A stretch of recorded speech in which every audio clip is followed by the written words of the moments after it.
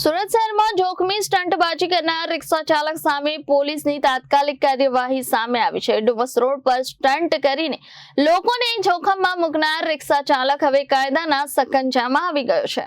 સુરતના ડુમસ રોડ પર જાહેર માર્ગ પર જોખમી સ્ટંટબાજી કરવી એક રિક્ષા ચાલકને ભારે પડી છે। અશરફ નામનો રિક્ષા ચાલક રસ્તા પર બેદરકારીપૂર્વક સ્ટંટ કરી રહ્યો હતો, જેના કારણે રસ્તા પર જતા લોકોના જીવનું જોખમ ઊભું થયું હતું। આ ઘટનાનો વિડીયો સામે આવતા પોલીસ તાત્કાલિક હરકતમાં આવી અને ગણતરીના કલાકોમાં જ આરોપીને ઝડપી પાડ્યો હતો।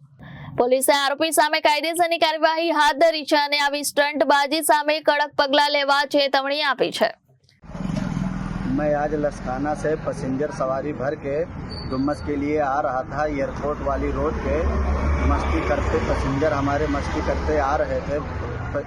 रिक्शे से बाहर निकल करके मस्ती कर रहे थे। उनकी वजह से हमको भी तकलीफ़ पड़ता, रास्ते में जो चलते हैं उनको भी तकलीफ़ पड़ता। ये हमसे बहुत भारी भूल हुई है, उसके लिए माफ़ी मांगता हूँ, क्षमा चाहता हूँ।